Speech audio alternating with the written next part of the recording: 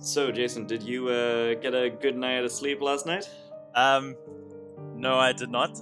So one of the great things about being a South African is that you have access to the Kruger National Park, and it's kind of like this really large area where there's lots of animals that roam free. And basically, you get in your car in the mornings and you drive out of these camps, and the idea is to spend the day driving through the wilderness, looking at animals, doing all that kind of thing. But And those animals just fucked with your sleep. no, but the thing is, like, if you've ever been to the Kruger Park, there's kind of this almost like tradition that you are supposed to wake up super early, Oh uh, God, and then I know you what you're talking about. you have to sit in your car at the gates and be there before the gates open, because the logic being that most of the animals will have gone out hunting in the night, and then they're coming home and they're potentially going to have a little bit of a sleep. Um, so it's the best time to go and find animals. So uh, this morning I woke up at about 5:30, had like a quick shower in the car, and we went out to go see some animals. Um, Well, it sounds like it's fun, but also I I hate waking up at like 5, especially when my body isn't used to it. I find like this morning I woke up at 5:30 because my brother's visiting and he gets up at 5:30 to go and run and stuff. And I find when I do wake up late, I'm just kind of in a bit of a daze the entire day. I can get stuff done. I can go about my day and do things. But I'm definitely not firing on all cylinders. I'm not functioning as optimally as I could be. And uh, at the end of last year, I read a book called Why We Sleep, which has become quite widespread. Um, and I think in some cases a bit exaggerated, but the basis of it is we need sleep, consistent sleep, uh, to just function and for health and longevity and all of that good stuff. Um, and I certainly feel it when I wake up early like this.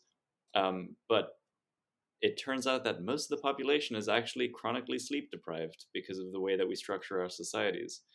Do you find that when you're working from the office, you're tired more often than when you're working from home? so I definitely feel like there's this degree of synchronization, right?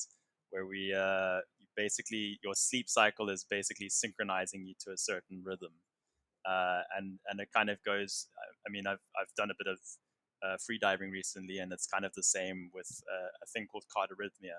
So when you breathe in a certain way, your heart can actually adjust its tempo to, Mm-hmm.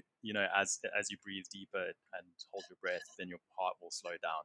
So there's definitely within the body, there's these kind of uh, rhythms, and being able to have a decent night of sleep and also a consistent sleep pattern, I think, is what's really uh, good for me. And one of the things of coming here is, because you can't really go out late in the night, you tend to go home earlier because there's a curfew, and it's more easy for me to wake up at a specific time.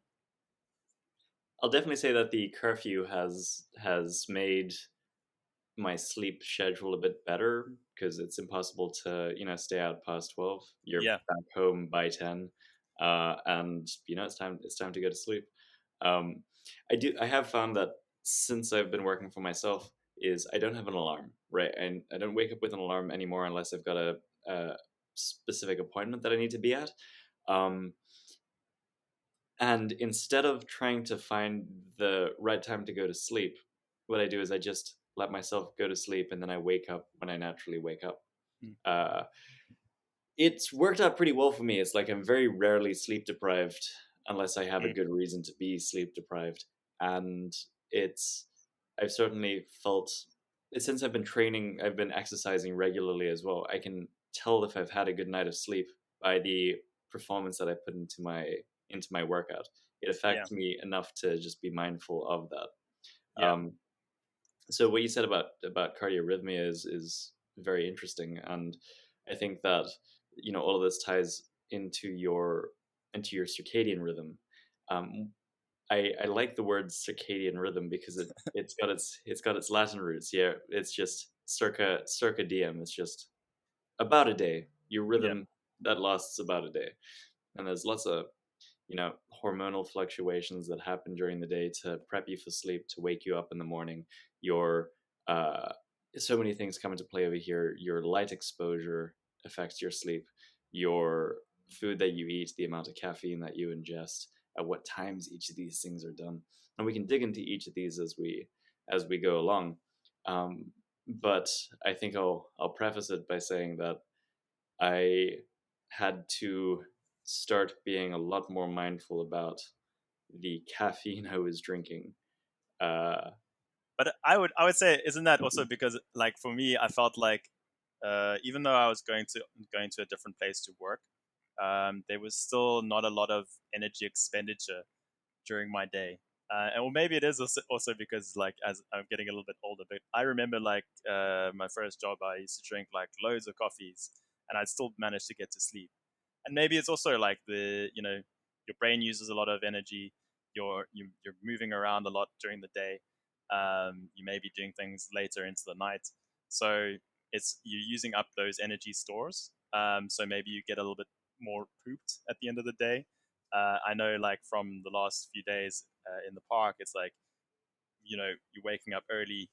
You like not really doing a lot, but you are kind of actively looking for things, and it's kind of quite an intensive mental exercise to try and spot all of these animals in like this basically a bunch of sand, uh, or like burnt sticks.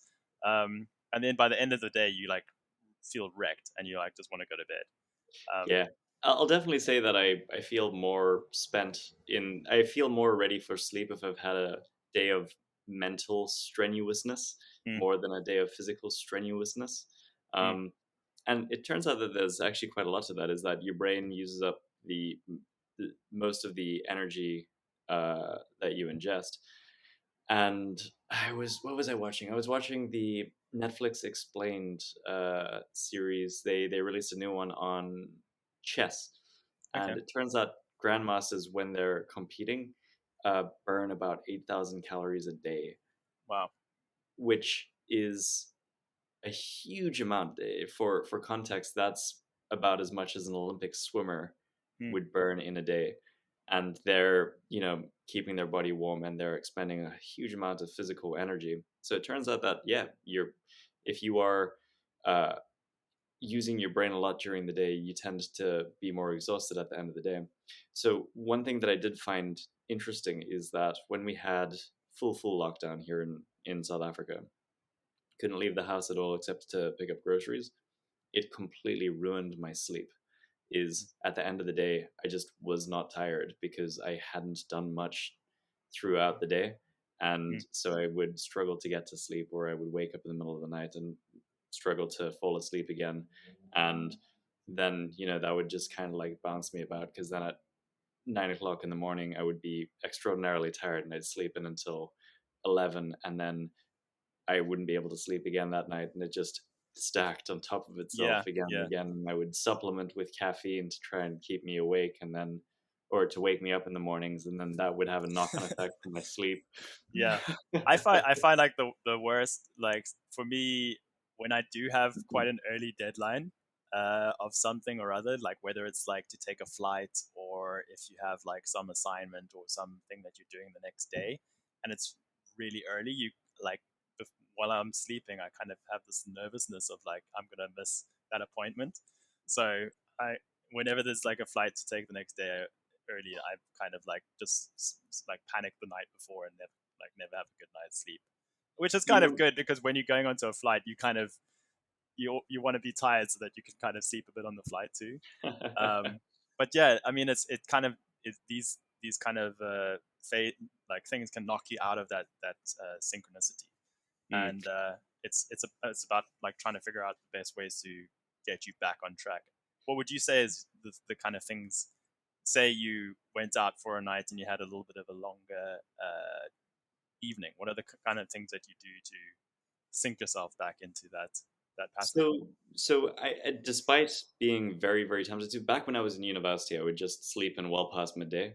But now, even if I'm not feeling great or not feeling up to it, I'll make sure to like get up by the latest 11, just so that I don't like have that knock-on effect going into the weekend. Even if I feel like I require coffee to stay awake, is I'm not drinking caffeine after 12.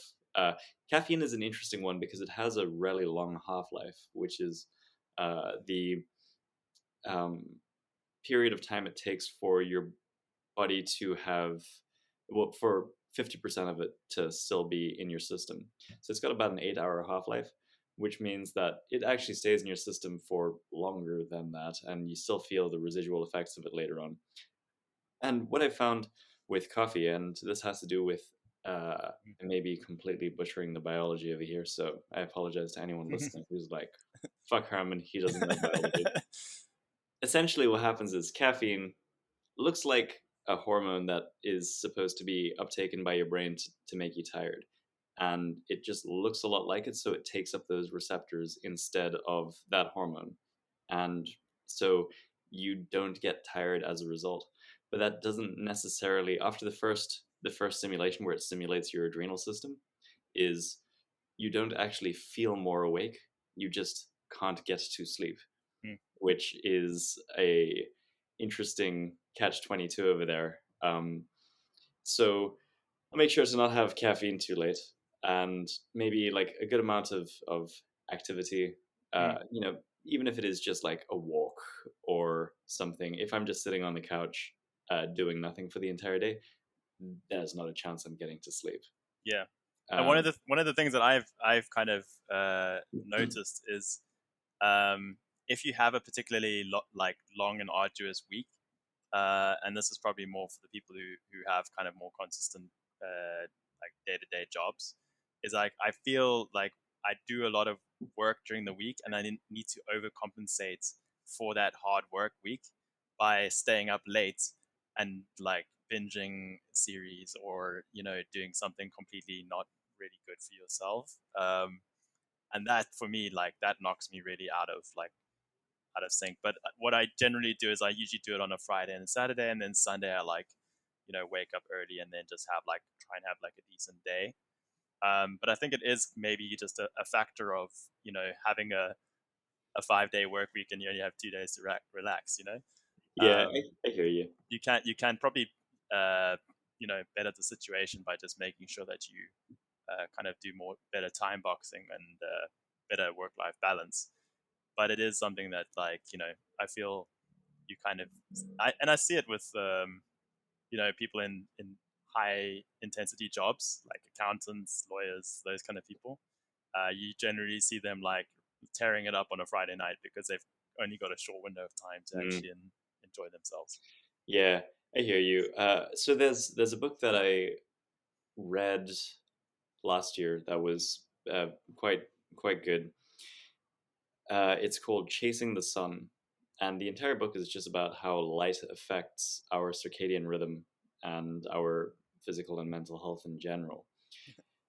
I could definitely attest to that because for me, one of the things I've started to do is leave my curtain open slightly. Mhm. And I guess one of the great things about being in South Africa is there's not too much of a time shift when it comes to summer and winter. Like I found from arriving in December all the way up until now that I've kind of been able to wake up at 7:30, and that's kind of a time where the sun's already starting to come up. So Mm. you can get into a better rhythm, but when I was leaving the UK last year, it was like really dark pretty much the whole day. So I don't know, maybe you get those artificial clocks where you can kind of have that light go on, or maybe you just rig up a Raspberry Pi of some sort. Right. But I think it definitely makes it a lot easier to get up. And It certainly does. I do the same thing with my blinds.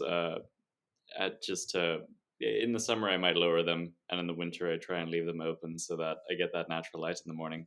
mm, But so what it does is it actually slows down or stops your melatonin production, mm, which allows you to wake up.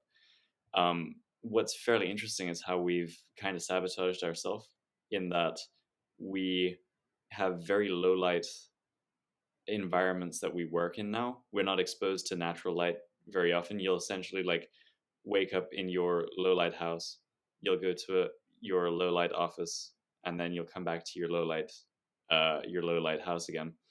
And because you are never exposed to bright natural light, your body never shuts off this melatonin production. Conversely, when it's time to go to sleep, we have a whole bunch of artificial light that's on late into the night. So your body never starts producing enough melatonin. Well, it doesn't start producing melatonin with a lot of urgency, and so it puts off this sleep production for a while as well. And so that's super interesting in that we're really bad at waking up and we're really bad at going to sleep purely because of our light exposure. Hmm. Do you dream, or do you have dreams?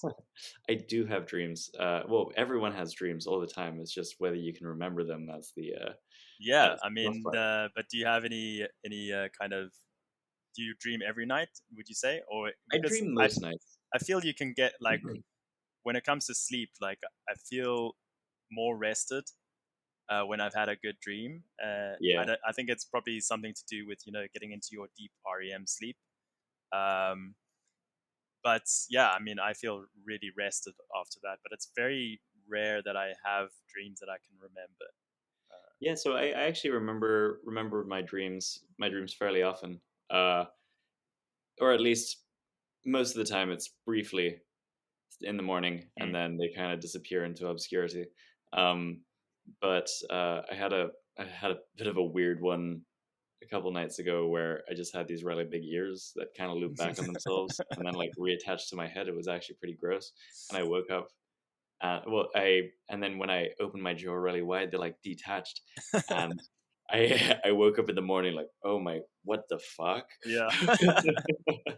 I've had like I've had a I think when I was sick, I had a dream where like I woke up in my dream, so I could tell that it was kind of you know I was like, something's off here, and then I tried to wake myself up in the dream, and then I woke up, but I was actually still in a dream.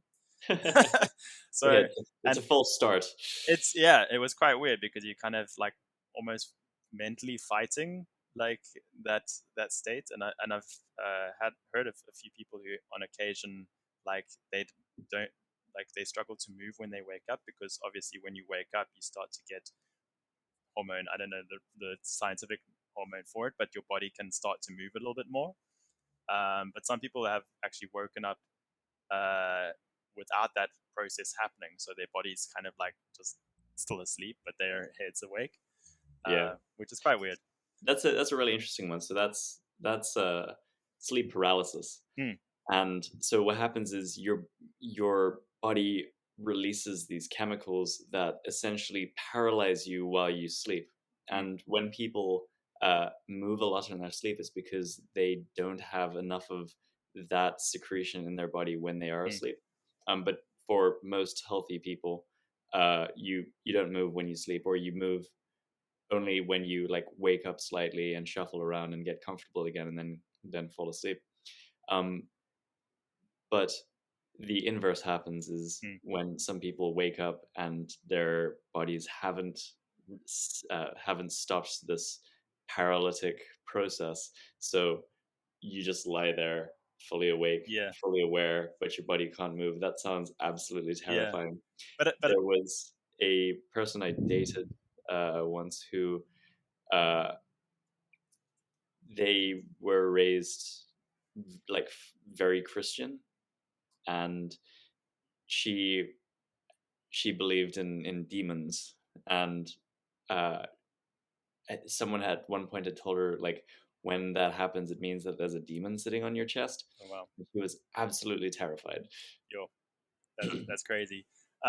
I really like, what really fascinates me is that there's a couple of tricks you can do to pick up when you're in a dream.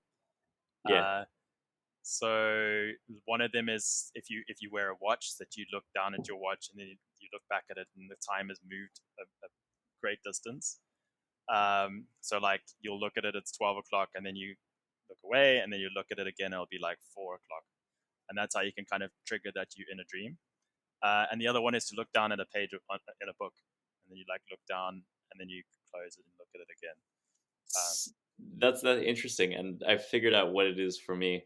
Is if if I'm not sure if I'm in a dream, what I do is I try to jump like from like a meter in front of me, just like a little leap. mm, Because every time I jump in my dreams, is I'll jump and it's dramatic, right? mm, I'll like I won't move in physical space, and then I'll find myself horizontal, and then I'll yeah, like need to pick myself up off the floor and like try and jump again. And if it becomes a very frustrating process, then I'm still in a dream. yeah.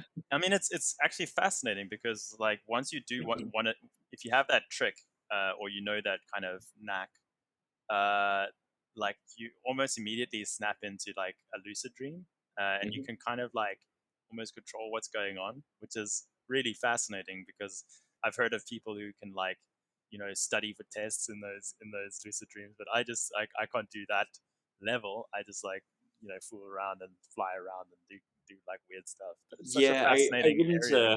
I wouldn't put too much weight into people using it as productive time, because also keep in mind that like we're not entirely sure why we dream, but we know that it is a process that our body goes through or our brain goes through to do some organization and some house cleaning, Hmm. um, and at a very rough level. So if you are starting to study, firstly, what material are you going to study? You Hmm. can't bring your textbook into the Yeah. dream with you. That's why you got to Um, do osmosis and put it on your pillow, right. man. So you got it there when you need to. Yeah, you just suck it in through the pillow. Um, and the second one is you certainly can't practice any physical skills because, Mm. as I said, I can barely jump. Yeah, but I mean, also, I've seen that, or I read an article once that was that even the act of mentally going through an exercise can in fact makes you better at Mm. that exercise. So I guess there is an element of I don't know how you would I guess you could manifest it in a lucid dream, and maybe you're as you're thinking about the process of say you're a high jumper and you think about the steps and the different motions, maybe it does solidify in your brain, make it more Maybe. like I mean, second this nature. is all purely speculation. Pure These facts speculation, need to but be I have carried out. I have heard, and for me, it actually like before I did my motorcycle test, I actually the night before, I just like mentally went through the different steps for the different things just to get it like more solidified. Obviously, I did like three like practices 3 days prior, so Right. definitely And you makes got your motorcycle license, therefore this technique works. It's like, yeah, no, no, this needs to be studied. yeah, exactly. And also, it does definitely make it for me. It makes it way easier. Like the first time you try something, you're like, Hmm. don't do it. Then you go to sleep. The next day, you're like, this is a dream. Like it's so easy. And Yeah. it probably was for you or during studying when you like studying, like you like study for an exam. If you cram the night before, then you kind of don't have that night's sleep to kind of solidify all of those sort of This is notes. actually something that is covered in Why We Sleep quite extensively. Is it turns out that we do need the sleep components to essentially shift short-term memories to long-term memories. So if you are cramming, it doesn't make sense to forego sleep in order to study more. Mm, It would actually be in your best interest to go through everything lightly, get your full 8 hours of sleep, and then maybe revise it again in the morning, as opposed to trying to get as much studying as you can in during the night. mm, The second one over there is that when it comes to physical skills, in uh, in a lot of cases, and they did a study with people who were learning new pieces on the piano. So these are professional pianists, mm, and in order for them to kind of like lock in how to play a piece of music, they tended to have to learn the music and then sleep. And then only post sleep could they play the music with any fluency, which I think is quite fascinating. And it kind of goes to show how little we really know about how our brains work and what sleep is for. And how long do you sleep? I sleep about 9 hours a night. I'm a bit of a longer sleeper. Turns out that the 8 hours is really just the average, and people tend to sleep between 6 and 10 hours, according to different characteristics and also different stages in their life. Like older people sleep a lot less than young people. Um, if people tell you that they can survive on 5 hours of sleep per night or less, they probably can't. There are very, very, very few people in the world. We're talking like, you know, less than 10,000 people who have the genetic component that allows them to sleep for a very short period of time with no negative benefits. Is you probably feel like you're okay, but you're actually operating as if you're, under the influence. Yeah, I had a housemate who apparently could do that, like an accountant slash fencer. It was quite incredible because she could like sleep like for really short amounts of time and still be like very physically and mentally active. Yeah. Well, like good on her. I do believe that if she managed to get more sleep, she would operate at a better level, Hmm. but I mean, maybe she's genetically, yeah, lucky. lucky for it. Yeah, Yeah, I I would also, love to only sleep 5 hours a night. I mean, I mean, yeah, I mean, there's also all of those, uh, like back in the day, they used to have different types of sleep cycles or sleep stages. So there was like two. Uh, is it you would go to sleep, you would wake up, you would have some food, you would sleep again, and it's a different cycle. So you're not doing just the sleep and awake cycle. so we go through during our sleep. We have two different sleep stages. Uh, I think in 1.5 hour segments. So you go into REM sleep and then non-REM sleep, and we essentially want to get through as many full cycles as we can of each of those up to a certain point, of course. Hmm. When you wake up and you feel really like badly rested, despite having gotten enough hours of sleep, it's generally because you've awoken in the middle of a cycle, as opposed to at the end of the cycle where your sleep is the lightest. Hmm. So ideally, you would sleep for um, and again, this 1.5 hours is an average between people. It's generally going to be a little bit more or a little bit less. Um, but if you find that you sleep for, 7.5 hours, and that's when you feel the most rested, it's generally because you have exactly 1.5 hour sleep Hmm. cycles. So you go, 1 hour, 1 hour non-REM, sorry, 1.5 hours non-REM, 1.5 hours REM, Yeah. again and again, and then between the fifth and sixth cycle you wake, Hmm. and that's a fairly interesting one. We definitely are doing a lot of research on sleep science. Yeah. I I again highly recommend Why We Sleep. It goes very deep into the science of it, but it's also one of those books where it's so dense that I couldn't tell you exactly what happened in the book, except for that it's important for you to get your sleep. Actually, arguably, the most Yeah. important for you to get your sleep. You've got like at the top of your most important things, it's sleep, then food, then exercise, and Yeah. then everything else. Yeah. Um, did you get the audiobook version or did you get the physical like Kindle? I got the physical book. Okay. I tend to find with nonfiction books like that is if it's the audiobook version, I just kind of zone out and then I'm Hmm. like, oh, someone's talking. And I'm also a lot faster of a reader than the audiobook can Uh, provide, so I can okay. kind of like I'm go not through it. I'm not a very fast reader, but I did purchase the audiobook for Why We Sleep Yeah, yesterday after you give it a recommended it. listen. What's your stance on napping? I have a love hate relationship with napping. Actually, no, I hate naps. The thing is that naps always seem like a good idea to me.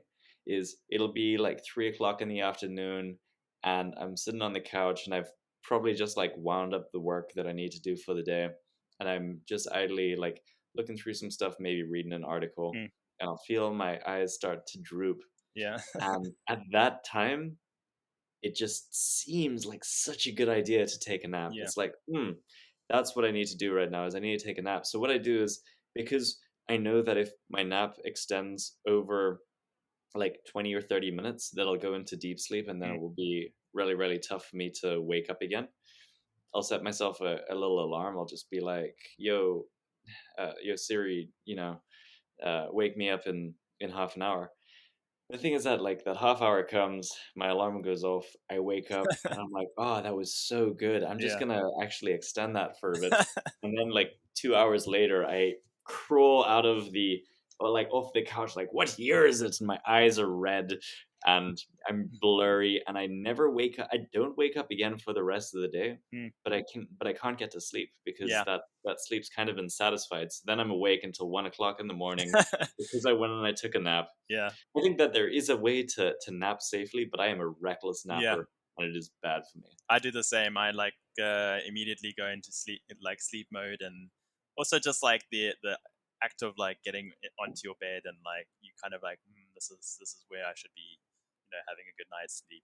So sometimes I will just prolong my awake time until I get to like the actual designated sleep time, which for me is around 10, I would say.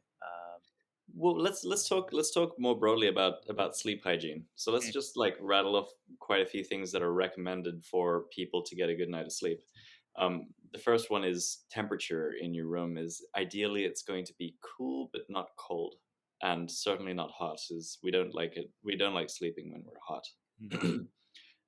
The second one is just a consistent sleep wake time. So if you can like set up a consistent sleep wake time, that'll be great. Making sure that there isn't light in your room, so Mm. some blackout curtains, um, and hopefully making sure there isn't light, also making sure that there isn't sound and distractions that wakes you up. That's fairly obvious. Um, we've already covered, taking caffeine in moderation in the afternoons or not at all. uh Not eating directly before bed, so like giving yourself a good hour and a half Mm. of your last meal before going to sleep, and also winding down for the night. Making sure you have your screens Limited adjust so screen that they're time. not they're not Yeah. pumping light into your eyes. Maybe like turn your lights down so that, or only turn on the lights that are a bit softer, don't have like Yeah. those like sterile white lights blaring. Mm. um and uh then in my case is like if I'm looking for a good night's sleep, I've got a little essential oil burner in my room. Mm. Just get some lavender going. It's like that scent is like, oh, this is relax time, this is sleep time. And certainly for me, and this is something that I have learned, is do not code before bed, because then you will lie in bed and you will think about that Yeah, code. you'll think about the code. 100%. One of the things that I do is I have this meditation app that I can sometimes use if I want to try and get to sleep, and it combines, breathing exercises, and then you basically switch off your different parts of your body, and you go through a process, and it can kind of help you detach from that kind of when your mind's racing or when you're thinking about work, um, which I kind of find is quite useful. But on the other hand, if one thing that works for me is if I can't get to sleep, it's good not to get too upset with yourself that you can't get to Hmm. sleep. And I'd rather just like wake up and like read or do something else rather than try and force myself to sleep. But I Yeah. think it's better or easier for me to synchronize to the morning wake up, where I wake up at 7:30, then I have a cold shower, and then it's basically manages to like synchronize me into that sleep Yeah, in pattern. fact, the matter is that if you're waking up at a reasonable time and you're not drinking caffeine after midday, you'll probably be fine. Um, Yeah. the uh, what I tend to do to get to sleep, or what I do when I get into bed, is I read. I've got a Kindle, um, and I read for anywhere between 15 minutes and an hour and a half before like I start like skipping words, and then I know, okay, my body's ready to sleep. Turn off my bedside table light, and I'm out within the next minute or two. Um, the I realized that it's really I don't know how I slept when I was a kid, where you just get into bed and then you go to sleep. Is I kind of need to have a little bit of like limited mental stimulation Mm. in order to get to sleep. Otherwise, my head will sit and think about things um, Yeah. that will keep me awake. So just having like a light attention on something, whether it be reading or a podcast. Mm. Uh, Although podcasts, yeah, and this is this one, yeah. This but is this one. no, but I also like sometimes over the last few days, I've kind of like tried to go to sleep with certain podcasts because some of them are like really like technical or boring enough to kind of make you kind of zone out, or it's good to have like a bit of conversation in the background. But other times you listen to a podcast and you're just like, well, I am now awake and I've got ideas and I need to write them Absolutely. down. So it really depends on the content that you're reading. I Yeah. certainly do. I never listen to the Indie Hackers podcast because Mm. that leaves me with ideas and stuff. Um, the podcasts that I have listened to that have put me to sleep are stuff you should know, Mm. which they just like talk about ballpoint pens or like talk about Russian tsars. Um, but one that I discovered recently is actually specifically to fall asleep to, and it's called Nowhere, or the town of Nowhere. Mm. And it's a person who writes these short stories that don't really go anywhere. Oh And, wow. they're very descriptive in the scenery, so you kind of get immersed in that, but there isn't like a compelling story, and you don't want to know what happens next, and you're not like racing with ideas. It reminds me Um, of like an old man who's trying to tell you about his history in the war or something. It's like, what is? Whoa, there is another podcast, and I couldn't follow this one. It's by a guy called Dearest Scooter or something like that, Yeah. and it's like it's specifically for falling to sleep. And some people swear by this dude, and Mm. he just rambles on. He's just this old guy, and he just rambles on in a Californian accent about the most random shit. Yeah. And I actually just get frustrated. I'm like, this guy's just. I'm not stimulated. I'm just Yeah. listening to an old man ramble. Yeah. I mean, yeah, there's only so many times you can hear like about the same story and how you like met his wife or whatever. Yeah, yeah. I certainly I would certainly like to be able to just like crawl into bed and then not have to listen to something. Like some people, yeah, the old adage of counting sheep is, Mm.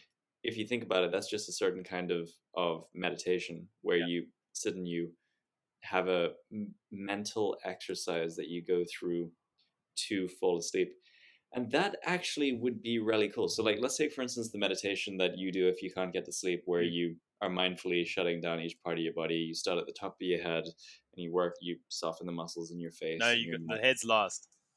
Head's last. So Okay, so you you go start at from your the toes. toes and come up. Great.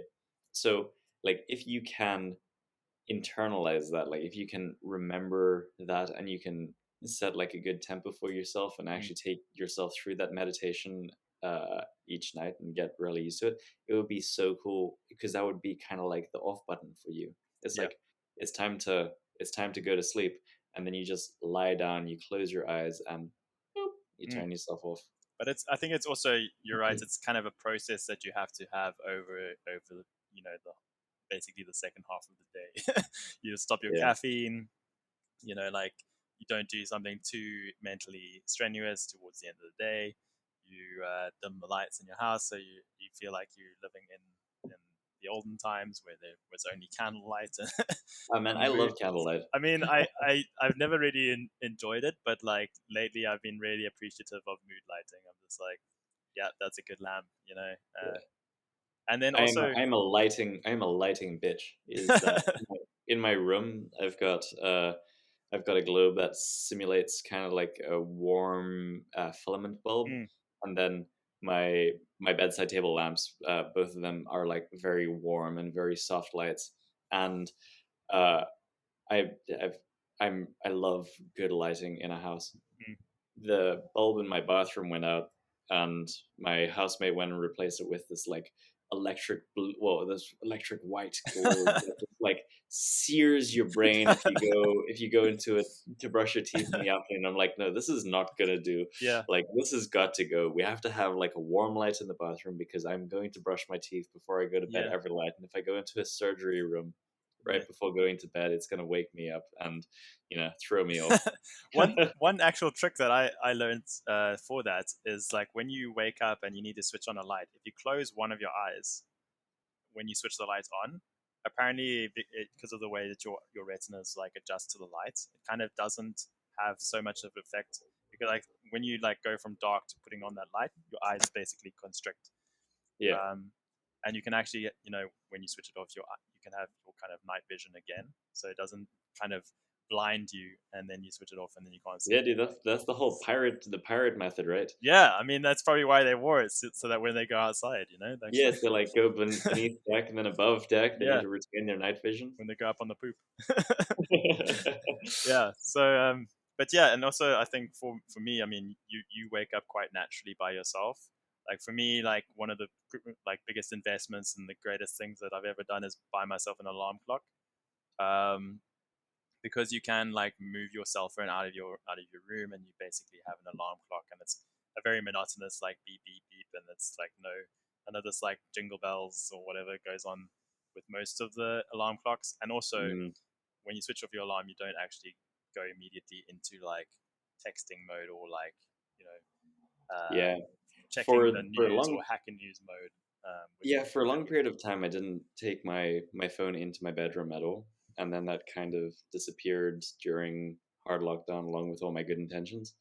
Mm. Um, it's actually something that I would like to get back into again because like research has shown that if a phone is on the table at a dinner, is it distracts you even if it's not making any noise.